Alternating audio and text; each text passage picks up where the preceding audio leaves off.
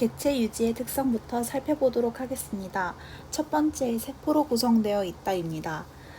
복잡한 유기적 구성체로 세포, 조직, 기관, 개체 이렇게 생명체가 구성이 되게 되는데요. 세포는 생명체를 구성하는 기본 단위이면서 생명 활동이 일어나는 기능의 기본 단위이기도 합니다.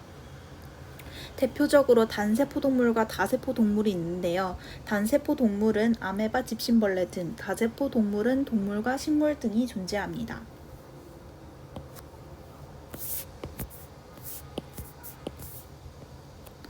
다음은 물질대사인데요. 물질대사는 생명과학에서 물질대사란 그 물질의 이름이 바뀌면 물질대사라고 합니다. 생물체 내에서의 물질의 화학적 변화로 효소를 사용하여 나타납니다. 언제나 에너지 대사가 따르는데요. 이 에너지 대사에는 이화와 동화가 있습니다. 간단한 물질이 동화작용, 즉 에너지의 흡수를 거치면 동화물질, 복잡한 유기물로 바뀝니다. 그리고 동화물질, 복잡한 유기물이 에너지를 방출하게 되면 이화작용을 통해 간단한 물질로 바뀌게 됩니다. 물질대사의 예로는 소화가 있는데요. 흡수할 수 있는 상태로 변화시키는 과정으로 복잡한 유기물을 간단한 물질로 바꾸는 이화작용의 예입니다. 또한 광합성과 호흡 등도 예로 들 수 있습니다. 다음은 자극에 대한 반응입니다. 자극이란 생물체 내외의 환경 변화를 말하며 생물은 이러한 자극을 감지하고 이에 적절히 반응하여야 합니다. 예를 들어 우리가 뭔가 위험이 닥쳤을 때 본능적으로 반사하는 자극에 대한 반응을 들 수 있습니다. 또 다른 예로 미모사는 잎을 건드리면 오므라든다든가 지렁이는 빛을 비추면 어두운 곳으로 이동한다 등의 예를 들 수 있습니다. 다음은 항상성입니다.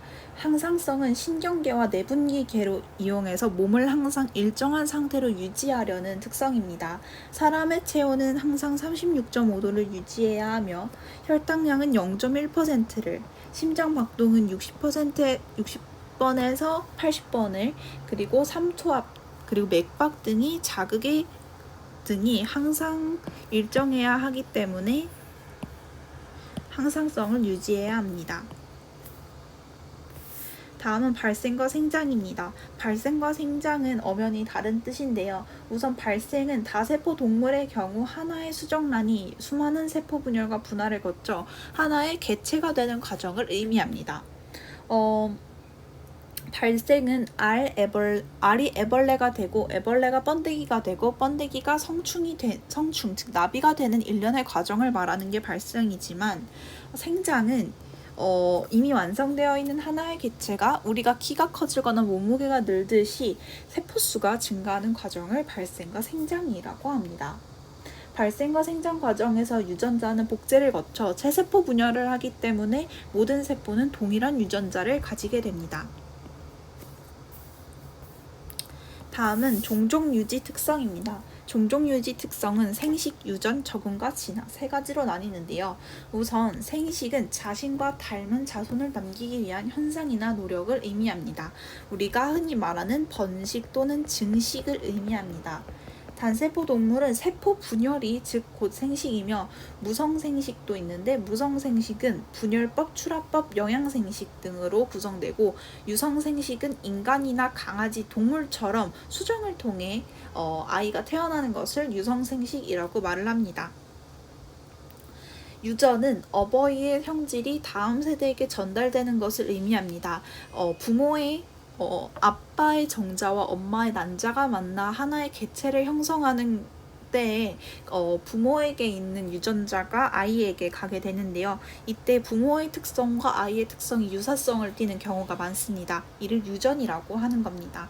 예를 들어 정록 생명은 성열성 유전이기 때문에 어머니가 생명이며 아들도 생명인 것을 알 수 있습니다.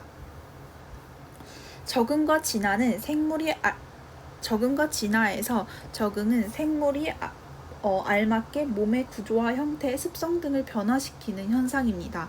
우리가 예를 들어 여기 도시에서 살다가 아마존에 떨어졌을 때 그 환경에 맞춰서 우리가 적응해 나가고 그 환경에 맞춰서 살아가는 것을 적응이라고 말을 하는 겁니다. 진화는 생물이 환경 변화에 동안 오랫동안 적응하면서 여러 형질의 변화가 나타나 새로운 종으로 분화되는 것입니다. 예를 들어 갈라파고스 제도에 있던 핀치새가 원래는 그렇게 생기지 않았지만 각각의 섬으로 흩어지게 되면서 전혀 다른 생김새를 띠게 되고 그로 인해 진화가 일어났다는 것을 알 수 있습니다.